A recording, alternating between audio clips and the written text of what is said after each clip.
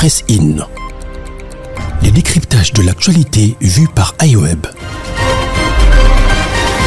L'information pour vous et avec vous en toute objectivité et impartialité. Allez, bienvenue, Pressine d'aujourd'hui. On va épiloguer autour des deux thématiques. D'abord, on va commencer comme ça avec le processus électoral en cours. Pas mal des candidats présidents déjà annoncés, mais aussi on va terminer par la visite de l'ancien président tanzanien Jakaya Kikwete à Lubumbashi. On va essayer quand même de comprendre ce qui se cache justement derrière cette visite officielle. Je suis avec Gilbert Ngonga, un journaliste justement pétri des talents. Avec lui, on va discuter justement ces deux sujets retenus. Bonjour, bienvenue chers confrères. Bonjour chers confrères journalistes, bonjour également aux auditeurs de iWeb Radio, mais aussi à nos internautes qui nous suivent partout dans le monde. Allez, vous vous portez comment, cher ami, et puis la santé de la République démocratique du Congo en général, hein, disons. Ouais, disons que je me porte bien et puis de manière générale, la République démocratique du Congo se porte mieux qu'avant. Je pense que le pays est sur le bon chemin, sur la bonne route.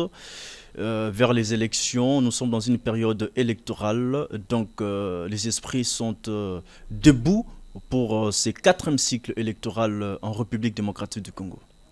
Allez, vous nous suivez un peu partout à travers la grande capitale congolaise, la ville-province de Kinshasa. Pressine, c'est une émission d'analyse et débat, c'est-à-dire on va justement essayer de réfléchir à haute voix et puis donner nos avis. Hein. C'est comme ça que ça se passe. Nous sommes en direct, bien sûr, sur les ondes de la radio iWeb. Coucou également à tous ces amis-là qui nous suivent depuis justement notre chaîne YouTube. Les premier sujet ou la première thématique, processus électoral en cours. Les élections générales, c'est prévu comme ça le 20 décembre. Et déjà, on a plus de 5 candidats à la présidentielle de 2023. L'opposition, tout comme, je ne sais pas trop, l'Union sacrée a choisi comme ça Félix Tshisekedi comme candidat unique. Mais on va essayer quand même de réfléchir aujourd'hui. Mukwege a postulé, Moïse Katumbi a postulé, Martin Fayulu également. Donc, on ne peut plus rêver. Nous allons comme ça droit aux élections. Droit aux élections, le train des élections est déjà en cours depuis très longtemps. Quand l'opposition politique de la République démocratique du Congo rêvait, le régime actuel travaillait pour l'organisation des élections et affûtait déjà ses armes. Aujourd'hui, l'opposition congolaise est divisée, vous l'avez dit dans votre question. Tous les opposants, ou presque, ont déposé leur candidature à la CENI, donc la Commission électorale nationale indépendante. Le tout premier, c'était Matata Ponyo, suivi de Constant Moutamba. Nous avons Denis Mukwege. Aujourd'hui, il y a Martin Fayulu qui a drainé une foule immense derrière lui pour le dépôt de sa candidature à la présidentielle après avoir boycotté plus d'une fois les processus électoraux en cours. Et nous avons aussi Moïse Katumbi qui a déposé sa candidature. Il n'était pas là en personne, il a mandaté quelqu'un de son parti politique pour déposer sa candidature à la CENI. Une façon pour ces partis politiques d'être en parfaite relation avec la famille des Okende assassinés en République démocratique du Congo, à Kinshasa, voulais-je dire, en République démocratique du Congo. Donc, tous ces candidats qui ont aujourd'hui postulé à l'élection présidentielle sont de l'opposition. Vous voyez? Donc, Tshisekedi va postuler, je crois, le dimanche, ou plutôt les samedis de cette semaine. Il va déposer sa candidature. Alors, qu'est-ce que ça nous inspire? Ça nous inspire que nous avons une opposition divisée. Divisée, pourquoi? Parce que tous ces candidats ont des ambitions présidentielles et veulent à tout prix diriger la République démocratique du Congo. Donc c'est un exercice démocratique, une respiration démocratique de voir ou de constater qu'il y a engouement, n'est-ce pas, dans le dépôt des candidatures pour l'élection présidentielle. Mais il y a un risque que l'opposition perde les élections pour la simple raison que tous ces candidats, je ne vois personne s'est désisté en faveur de l'autre. Mais Martin Fayulu l'a bien dit que l'opposition n'a pas besoin d'une candidature commune pour battre justement Félix Tshisekedi. C'était une façon de parler. C'était une façon de parler. Derrière ce discours, on peut comprendre que le bilan de Tshisekedi est mitigé et négatif. Et de ce fait, l'opposition n'a pas besoin de se mettre autour d'une table ou de choisir un candidat unique, n'est-ce pas, pour battre Tshisekedi. Donc, dessous des cartes, n'est-ce pas, de son discours sont ceux-là que je viens d'expliquer tout à l'heure. Donc, c'est une façon pour Tshisekedi, pour Martin Fayulu plutôt, de faire comprendre à l'opinion nationale et internationale que le bilan de Tshisekedi est tellement négatif que l'opposition n'a pas besoin de se mettre d'accord autour d'une candidature commune pour battre Tshisekedi à plate couture. Mais je vous dis... Mais est-ce, justement pour vous relancer, cher Gilbert, voilà, est-ce le moment de se réunir autour d'une même table pour tabler sur une éventuelle candidature commune de l'opposition, où on doit laisser d'abord tout le monde postuler et après on verra, peut-être il y aura des gens qui vont désister. Voilà, donc l'opposition se trouve devant un fait accompli. C'est-à-dire, il y a des volets de ma petite réflexion. Si aujourd'hui, l'opposition se met d'accord de choisir une seule personne qui va la représenter, cette opposition bien sûr, vous allez constater qu'au niveau de la CENI, cet opposant-là, qui va représenter les autres à la présidentielle, sa candidature ne sera pas peut-être retenue. Et si par exemple aujourd'hui l'opposition se met d'accord et l'opposition choisit Martin Fayulu, je prends l'exemple de Moïse Katumbi, candidat unique de l'opposition, il postule à l'élection présidentielle et demain après-demain, on attend dire que sa candidature n'est pas retenue par la CENI. Donc c'est toute une perte pour l'opposition de la République démocratique du Congo. Là, c'est d'un côté. De l'autre côté, alors puisqu'il y a ces risques-là, il faut que tous ces candidats postulent à l'élection présidentielle et à la dernière minute, certains d'entre eux vont se retirer en faveur de celui qui sera désigné, n'est-ce pas, d'un commun accord comme candidat unique de l'opposition. Maintenant, même dans ces deuxième volets, il y a risque. Pourquoi? Parce que l'histoire est têtue. Nous puisons dans l'histoire. En 2018, il y a Vital Kamerhe qui s'était retiré en faveur de Tshisekedi, alors que Vital Kamerhe était arrivé à la 4e position à l'élection présidentielle. Cela voudrait dire quoi? Que les Congolais l'avaient voté, si bien qu'il s'était retiré en faveur du président actuel Félix Tshisekedi. Il y a bien d'autres candidats qui s'étaient retirés en faveur des autres, mais ils étaient votés quand même. Pourquoi? Parce que leur nom était toujours sur la liste des candidats retenus pour l'élection présidentielle. Alors, il faut peut-être que la CENI instaure ce système-là. Une fois qu'un candidat, président de la République, se retire en faveur de l'autre, qu'on enlève carrément son nom sur la liste des candidats président de la République. Comme ça, la population n'aura pas en tout cas besoin de voter parce que sur la liste, il ne va pas ou ne vont pas se retrouver. Alors là, maintenant, il faut une nouvelle loi électorale. Malheureusement, à l'heure actuelle, on ne peut plus, en tout cas, pratiquement impossible parce que la loi électorale a été déjà votée au niveau du Parlement et promulguée par le chef de l'État. Donc, nous sommes devant un fait accompli. L'opposition doit s'assumer. Deux petites questions. Si aujourd'hui, l'opposition congolaise veut justement présenter comme ça un candidat commun ou une candidature commune, qui est cette personne qui peut prendre justement cette charge ou qui peut justement se prononcer clairement que moi je vais représenter selon vous bien sûr, ou quelle est cette personne que aujourd'hui justement la population congolaise peut compter sur lui justement du côté de l'opposition pour battre Félix Tshisekedi. Ma première petite question. Et ma deuxième petite question, est-ce qu'aujourd'hui l'opposition, même s'ils se réunissaient, ils peuvent battre Félix Tshisekedi? Nous venons de voir comme ça une démonstration de force à Kasumbalé, ça comment la population était mobilisée pour accueillir les chefs de l'État. Regardez, qui pour battre Tshisekedi aux urnes, bien sûr, lors des élections présidentielles au sein de l'opposition? Bon, je dirais tous les opposants, n'est-ce pas, s'ils ont un projet, s'ils ont une vision pour la République démocratique du Congo, l'un d'entre eux peut battre à plate couture le chef de l'État actuel. C'est un fait et on ne peut pas nier cela. Mais seulement, je ne vois personne s'est désisté en faveur de l'autre. Je suivi une fois Moïse Katumbi. Peut facilement s'effacer. Je suivi Moïse Katumbi. C'est toi qui l'as dit.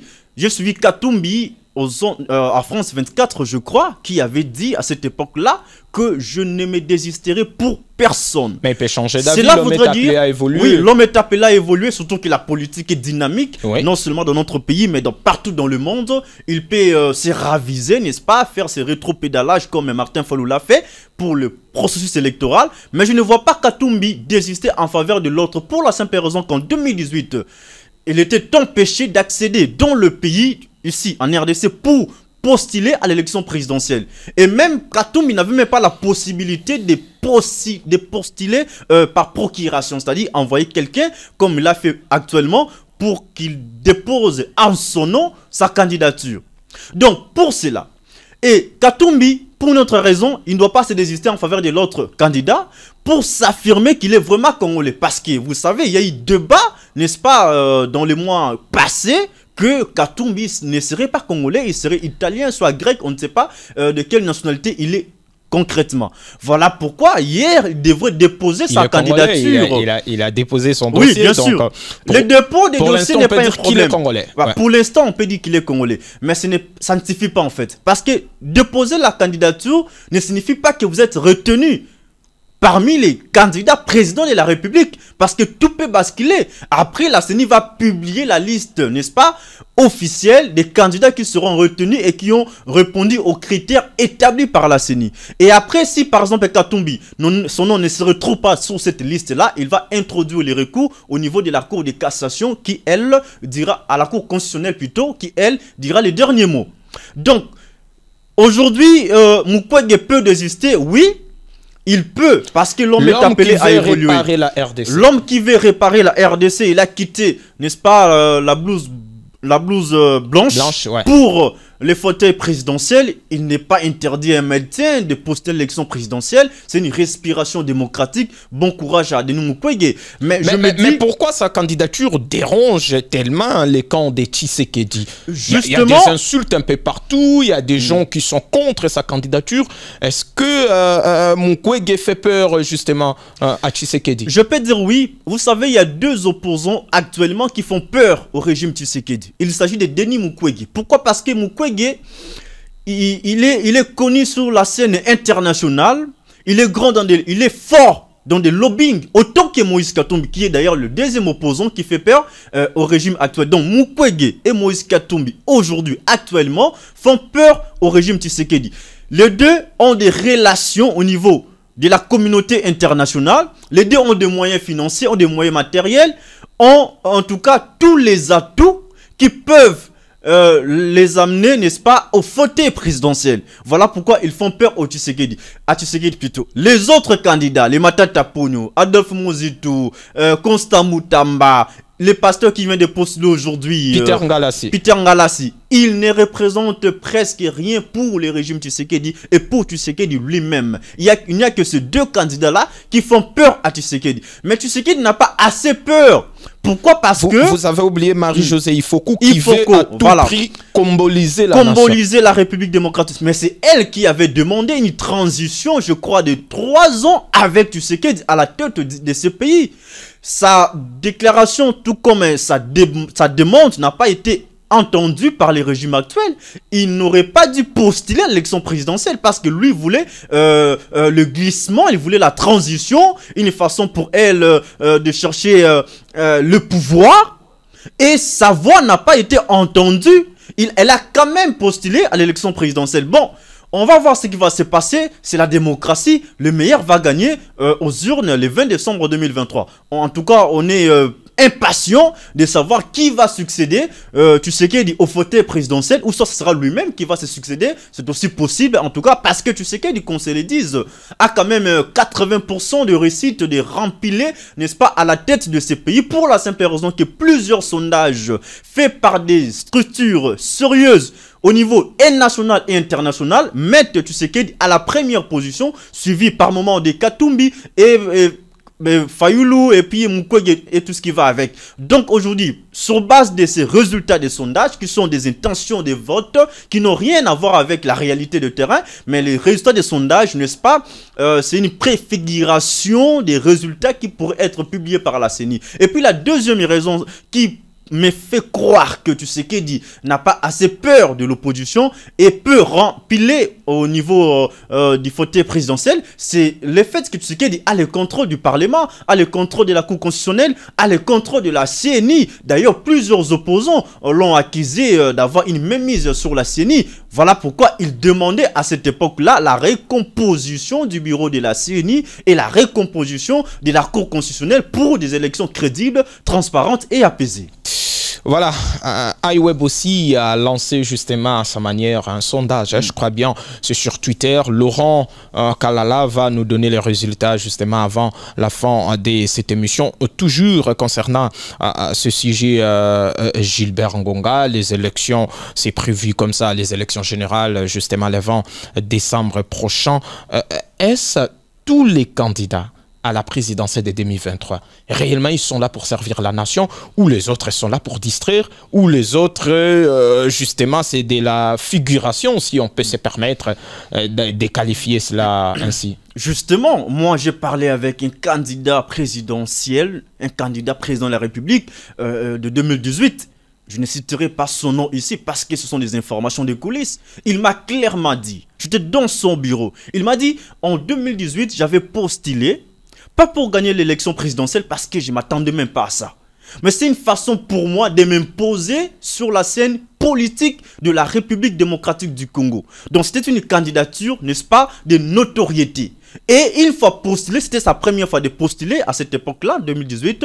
Aujourd'hui, cet homme est très connu en République démocratique du Congo pour la simple raison qu'il avait postulé à l'élection présidentielle. Et il me dit, en 2023, en décembre, je vais encore postuler. Pas pour gagner les élections parce que je ne suis pas sûr, mais pour s'imposer cette fois-ci sur la scène politique de notre pays, donc la République démocratique du Congo. C'est pour dire quoi? Il y a des candidats qui sont conscients, n'est-ce pas, qu'ils ne vont pas gagner l'élection présidentielle, mais qui dépensent leur argent pour postuler à l'élection présidentielle au nom soit de la notoriété, soit de l'imposition, soit pour participer au dialogue qui pourrait avoir lieu, n'est-ce pas, et avoir le pouvoir, le partage des gâteaux, parce qu'il y a plusieurs manières d'arriver au pouvoir, de diriger le pays. Donc, je me dis, tous ces candidats, est-ce qu'ils ont vraiment la vision nette et claire pour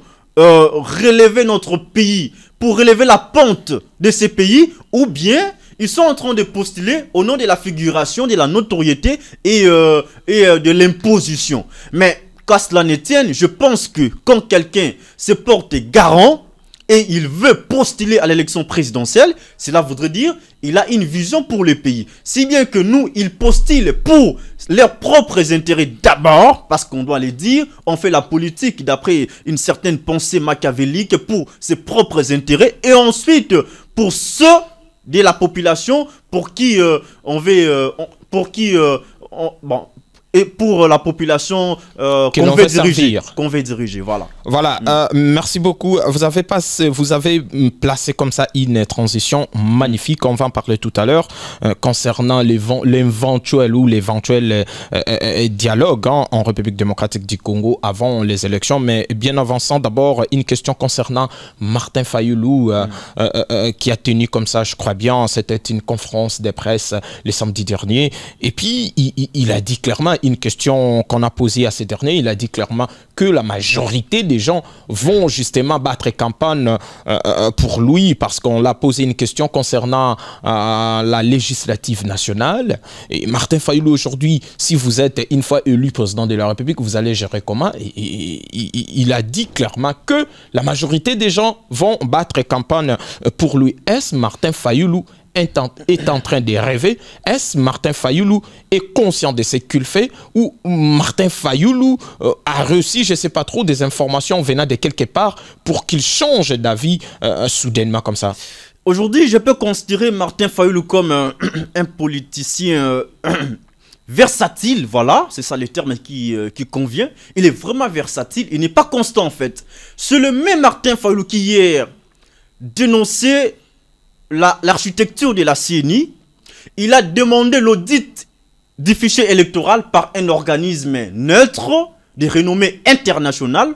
Toutes ces revendications ne sont pas prises en compte par la CENI ni par le régime actuel. Mais finalement, Martin Fayulu se dit que la Mouka m'a choisi comme candidat président de la République et je peux postuler actuellement. Mais comment on peut vouloir une chose et son contraire?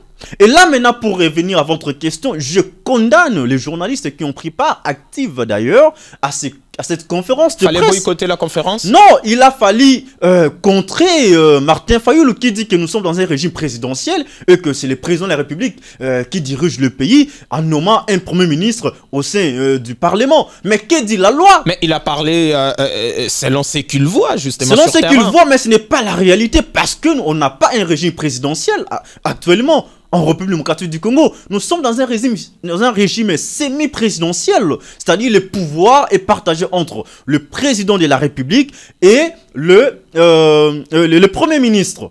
Et le président de la République nomme le Premier ministre issu de la majorité parlementaire. Vous postulez comme président de la République, mais vous n'avez aucun député au niveau du Parlement. Donc là, cela voudrait dire que Martin Fayoulou ne maîtrise pas la législation de notre pays, les dispositions légales de notre pays. Et un président pareil veut diriger un pays comme le nôtre. Mais c'est catastrophique. Un président qui ne maîtrise pas la loi. Selon vous, il a menti aux journalistes que nous avons un régime présidentiel, ce qui n'est pas le cas. Et ces journalistes qui sont restés taiseux en train d'entendre Fayoulou leur mentir. C'est une honte pour la presse congolaise.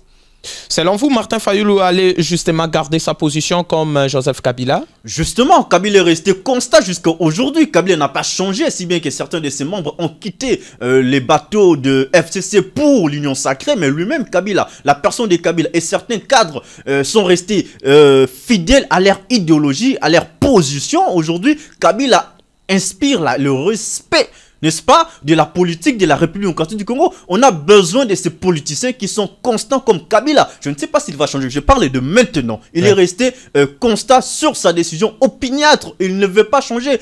C'est ça les hommes qu'on a hier comme Etienne Tshisekedi qui était très constant. Fayoulou qui se réclame être le fils politique et idéologique d'Etienne Tshisekedi. Mais je me dis, là où il est de heureuse mémoire, Etienne Tshisekedi, il est dessus du comportement versatile de Martin Fayoulou aujourd'hui. Il devrait rester sur sa décision. Et aujourd'hui, qu'est-ce qui se passe dans le parti? D'abord, lui veut postuler et il est en train de postuler à l'heure actuelle, alors qu'il a interdit aux membres de son parti politique et de sa formation politique, Lamuka, d'aligner leur candidature, voilà, d'aligner leur candidature à la députation provinciale et donc, nationale. Prince Epeng est resté comme ça. Prince Epeng qui avait 1000 chances de gagner à la députation nationale est resté comme ça. Heureusement, il y a celui-ci qui avait quitté SID pour le parti Adondombasi. Lui, il avait vu que Fayoulou va se résister, va plutôt se contredire demain. Il a quitté les navires SID pour le parti de Denis Mukwege et aujourd'hui il est retenu parmi les candidats députés nationaux et il peut gagner l'élection de la députation nationale. Donc Fayoulou a induit le peuple congolais en erreur. C'est Fayoulou qui avait en 2018 demandé aux Congolais de ne pas voter avec la machine à voter et c'est le même Fayoulou qui avait postulé le jour des élections, n'est-ce pas, avec la machine à voter. Aujourd'hui, comme si cela ne suffisait pas, c'est le même Martin Fayoulou qui hier avait demander l'audit des fichiers électoraux qui aujourd'hui se ravise et qui postule à l'élection présidentielle. Moi je me dis il n'est pas constant en fait et il a désorienté, n'est-ce pas, l'électorat congolais qui était favorable à lui parce qu'aujourd'hui il y a des gens qui n'ont pas qui ne se sont pas enrôlés, n'est-ce pas, au nom de Fayoulou parce que Fayoulou ne veut pas postuler. Alors moi je ne m'enrôle pas parce que Fayoulou critique les processus électoraux, alors je ne m'enrôle pas. Aujourd'hui, je me dis, quel peuple va voter Martin Fayoulou? Avec quel programme? Avec quel député national? Avec quel député provincial? Donc, il est seul, il va diriger les pays comme les nôtres en territoire conquis. Il va faire comme Tshisekedi, la majorité va basculer et ensuite il va négocier avec les députés et autres. C'est ça le mal avec notre pays. Les mêmes choses se répètent tout le temps. Les antivalaires qu'on a décriés hier, quand il faut pouvoir, on commence à les appliquer. C'est regrettable en tout, avec notre pays. Voilà, on va apprendre comme ça le deuxième sujet justement pour aujourd'hui. Je rappelle que nous sommes en direct sur les ondes de la radio iWeb 107.6 MHz. Bonjour également à vous qui nous suivez à travers notre chaîne YouTube iWeb RDC. C'est très important. Pressine, une émission d'analyse et des réflexions, analyse et débat, c'est bien ça. Aujourd'hui, aujourd'hui, je suis justement accompagné de Gilbert Ngonga. Je rappelle l'une des grandes bouches justement des iWeb. Lui, il parle justement sans passer par les dos de la hein, donc il est droit au but, c'est bien ça. Mais avant de vous poser une question concernant l'ancien président tanzanien, d'abord, vous êtes un homme de terrain, vous êtes un journaliste et puis vous êtes aussi observateur. Est-ce la population congolaise, justement, est concernée du processus électoral? Oui, la population congolaise de manière générale est concernée par rapport à ces processus électoraux parce que ce sont les Congolais qui vont renouveler la classe politique de la République démocratique du Congo. On ne peut pas organiser les élections sans la population. Si aujourd'hui la population... On sent quand même, j'allais poser la question, est-ce la population manifeste ses désirs, manifeste cette envie d'aller aux urnes au mois de décembre? Oui et non. Oui, parce que la population, une poignée de la population veut à tout prix le renouvellement de la classe politique et cette poignée de la population veut en tout cas l'organisation des élections. Il y a une autre frange, n'est-ce pas, de la population qui ne veut pas des élections pour la simple raison, il y a guerre dans la partie est du pays et pour elle, cette population, il faut d'abord imposer la paix dans la partie est du pays et après penser à l'organisation des élections. Pour elle, donc la priorité pour le moment, c'est l'imposition de la paix dans la partie est de manière générale et de manière particulière dans les provinces mises sous état de siège. Je parle de l'Ituri et du Nord Kivu. Et après, penser à l'organisation des élections. Donc, les avis sont partagés de part et d'autre.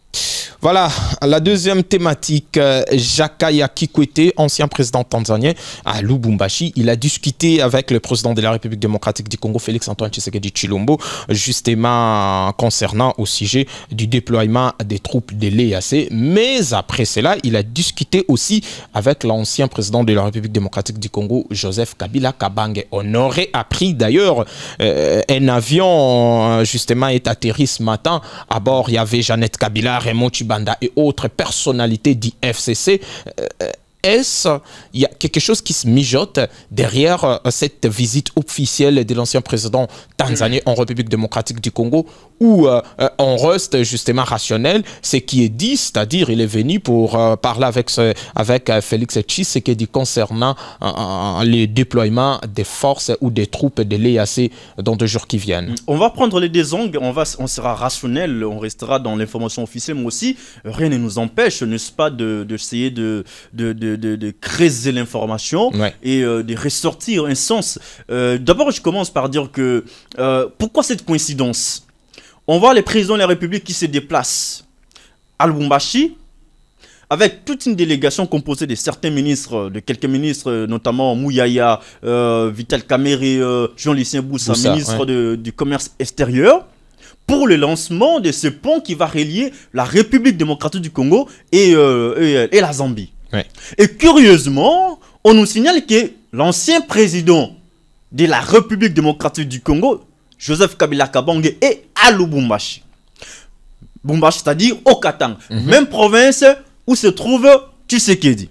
Et en même temps, on apprend que l'ancien président de la Tanzanie séjourne à Lubumbashi, dans la province du Haut-Katanga. 3 personnalités qui se retrouvent dans la même province. Est-ce une coïncidence ou bien il y a un message qui est caché derrière ça? Je me dis, ça ne doit pas être une coïncidence en fait. Parce que l'ancien président de la Tanzanie devrait être reçu à Kinshasa où se trouvent les sièges des institutions, du peuple, se trouve les gouvernements centraux, la capitale politique de la République démocratique du Congo. Tshisekedi habite à Kinshasa. En réalité, cet ancien président de la Tanzanie devrait être reçu ici à Kinshasa. Pourquoi?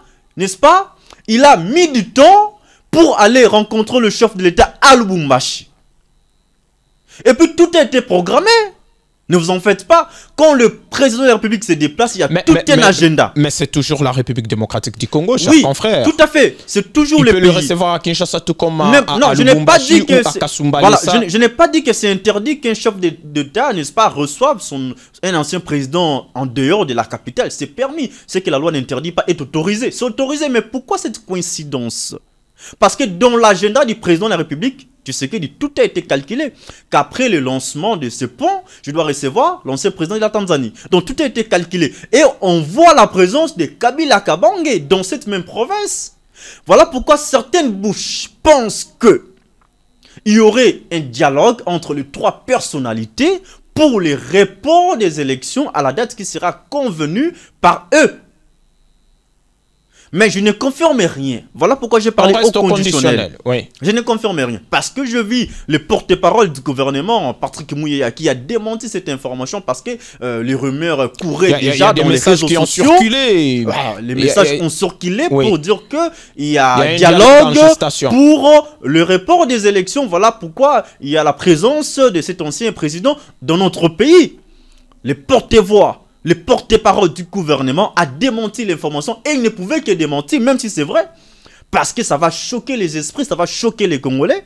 On ne peut pas divulguer cette information à la va-vite. Il faut commencer par préparer le terrain, calmer les esprits et finalement apporter cette information mais Joseph à la place Kabila publique. Ne dit absolument rien. Il est resté calme, il est resté isolé, il est resté humble comme ça. Mais pourquoi à tout prix on veut les convaincre? Lui qui a boycotté le processus électoral, la majorité des opposants congolais ont accepté d'y aller. Mais pourquoi on veut à tout prix convaincre l'ancien président Joseph Kabila Kabange? Kabila n'est pas n'importe qui dans ce pays. C'est un ancien président. Et vous savez ce que représente un ancien président dans notre pays, tout comme dans le monde. Il n'est pas n'importe qui. C'est le président de la République. Il était président de la République. Donc, tu sais qu'il peut le consulter pour avoir des leçons comment diriger le pays comme les nôtres. C'est tout à fait normal.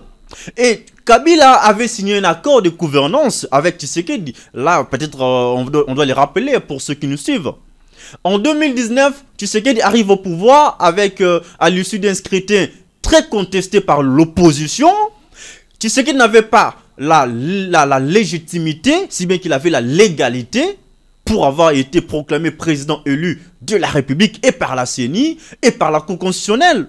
Il a fallu que Tshisekedi collabore avec l'ancien président Kabila Kabange. Et ils ont signé un accord de la gouvernance. Je ne parle pas ici d'un accord électoral, n'est-ce pas? Je parle d'un accord politique de la stabilité de la République démocratique du Congo. C'est cet accord signé entre les deux présidents qui a fait en sorte que nous ayons le tout premier gouvernement dirigé par le PP Ilunga.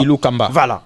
C'est cet accord qui a permis que nous arrivions à cette époque-là à la composition du bureau du Sénat, tout comme de l'Assemblée nationale et bien d'autres choses.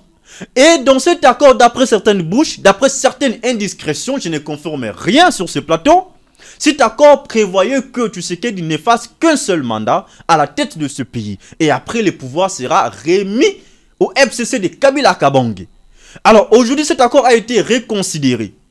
Il y a eu rupture entre les deux chefs d'État. Aujourd'hui, il y a certaines bouches qui demandent la réconciliation entre les deux chefs d'État. Raison pour laquelle ce n'est que normal que Tshisekedi consulte, n'est-ce pas, de manière informelle, cet ancien président de la République pour avoir, pour savoir comment il peut procéder, organiser les élections pour qu'il n'y ait pas de conflits post-électoraux. C'est tout à fait normal. Donc Kabila représente une source où l'on peut puiser quelques éléments pour diriger la République démocratique du Congo. Et cela, je n'ai pas dit que Kabila avait bien dirigé ce pays et que c'est une référence pour la gestion de la République démocratique du Congo. Mais seulement, on peut le consulter, n'est-ce pas, pour avoir dirigé ce pays pendant... Vu son expérience. C'est l'expérience qui compte. Voilà. On va essayer quand même de réfléchir au cas où les élections sont reportées. Qui serait le plus grand perdant? Est-ce que c'est Tshisekedi? Est-ce c'est l'union sacrée? Est-ce c'est l'opposition? Ou c'est le pays qui perd? C'est le peuple congolais qui sera le plus grand perdant parce que nous avons un cas de jurisprudence. En 2016, on devrait avoir les élections dans le pays et faute de moyens, le pays n'avait pas organisé les élections. Qu'est-ce qu'il y a eu? Il y a eu dialogue entre le régime, l'opposition et la société civile pour le partage des gâteaux. Et c'est ce gouvernement d'union nationale qui nous a conduit à l'organisation des élections en 2018. En même temps, Kabila était resté président de la République. En même temps, l'opposition avait raflé quelques postes ministériels. En même temps, la société civile avait pris quelques postes ministériels. Mais c'était le peuple congolais qui était le plus grand perdant. Voilà pourquoi je rappelle l'histoire pour répondre à ta question aujourd'hui. S'il n'y a pas élection en décembre 2023, le plus grand perdant, c'est le peuple congolais. Pourquoi? Parce que Tshisekedi va rester en fonction en tant que président de la République. Mais apparemment, l'Union sacrée est contre justement cette idée. Elle veut à tout prix la tenue effective des élections en décembre. Christophe Mbosso Kodia, Bahati Lukwebo et autres ne veulent pas justement que Tshisekedi puisse dialoguer avec Joseph Kabila et les opposants congolais. Ce n'est pas à eux de décider sur l'avenir de ce pays. Tshisekedi est le garant de la nation, celui qui représente le pays au niveau extérieur, tout comme intérieur. Donc, s'il décide aujourd'hui qu'il dialogue avec l'opposition au nom de la maturité, au nom de la cohésion nationale, il va le faire. Sa famille politique représente aussi une force majeure qu'il ne peut pas ignorer. Aujourd'hui, vous avez Bemba derrière vous, vous avez Kamere, vous avez Bahati Lukwebo, Mbosso et autres. Donc, ça prouve à suffisance que l'union sacrée, c'est aussi quelque chose que Tshisekedi doit considérer comme il faut. Justement, mais en tout cas, le chef d'État, s'il prend, n'est-ce pas, unilatéralement la décision de négocier avec l'opposition pour l'avenir du pays, toutes ces personnes citées qui sont contre la négociation seront pour. Parce elles vont s'aligner derrière la décision du chef de l'État. Parce que c'est lui qui dirige le pays. Et au nom du peuple congolais, au nom de la cohésion nationale, s'il faut dialoguer, il faut dialoguer. S'il faut aller reporter les élections, il faut les reporter. Qu'est-ce qu'on va se dire encore? On a organisé pas mal de dialogues dans ces pays. Et récemment ici, c'était avec les consultations nationales avec le président Félix Tshisekedi. Après justement la dislocation FCC cash, mais apparemment on ne fait que tourner à rond, rien ne marche, on a presque tout dit, mais pourquoi on veut à tout prix, encore une fois de plus, se retrouver ou se réunir autour d'une même table? Les quelques dialogues que nous avons eus dans ce pays ont produit quand même des résultats attendus. Nous avons un +4 qui a produit, n'est-ce pas, la constitution de notre pays. Ouais. Après, il y a eu élection en 2006 qui a fait de Kabila président de la République. Donc, dire que non, les dialogues n'ont pas payé dans ce pays, c'est faux. Parce que même en 2016, en tout cas, on devrait avoir une guerre civile dans ce pays. Ni les prêtres catholiques. Ni les prêtres catholiques, n'est-ce pas, qui se sont intervenus. Il y a eu dialogue, il y a eu la paix sur l'ensemble du territoire national. Donc, le dialogue a payé. Aujourd'hui, on peut encore dialoguer, espérant que ce dialogue va porter des résultats attendus, escomptés. Et tu vois, le dialogue, en fait, c'est une forme de gouvernance. On ne dirige pas le pouvoir seul. Il faut avoir des branches sur lesquelles s'appuyer. On peut s'appuyer sur l'armée, sur la police, les autres services de sécurité, sur l'opposition, sur l'église, sur les médias. Donc, il faut prêter oreille attentive à toutes les couches sociales pour l'avenir du pays. Donc, aujourd'hui, le dialogue est inadmissible, plutôt incontournable. S'il faut dialoguer, en tout cas, au nom du pays, au nom du peuple congolais, pour qui ils sont au-dessus, au sommet de l'État, on va aller au dialogue. Il n'y a aucun problème. Je vous remercie, Gilbert Ngoga. Nous sommes arrivés à la fin de cette émission d'aujourd'hui. Un tout dernier mot, si vous en avez. Juste bravo à tous ces candidats de l'opposition qui partent, n'est-ce pas, aux élections en ordre dispersé. Et vous les encouragez? Je les encourage en tout cas. D'aller en ordre dispersé? Oui, bien sûr, parce qu'ils ne veulent pas diriger ce pays. Avec cette façon de faire, je ne vois personne remporter l'élection présidentielle, sauf la dernière catastrophe politique, parce que tout est possible dans ce pays et en politique. Allez, Pressing d'aujourd'hui touche à sa fin. Un grand merci comme ça, Gilbert Ngonga. Je rappelle qu'il est l'un des journalistes des iWeb RDC. Il n'a pas justement sa langue dans sa poche. Il parle avec intelligence, avec maîtrise. Et c'est comme ça que le travail, justement, s'est fait ici à iWeb. Allez, merci à l'équipe technique coordonnée aujourd'hui par Franck Mbaya, Denis Douemet. Je vous dis également merci. Merci à tous les amis, justement, stagiaires. Les prochains rendez-vous, je crois bien, c'est demain avec Josué Katika. Mais sinon, d'ici là, portez-vous bien et restez-nous fidèles, car ici, il n'y a que des bonnes choses. Au revoir. Press In. Les décryptages de l'actualité vus par iWeb. L'information pour vous et avec vous en toute objectivité et impartialité.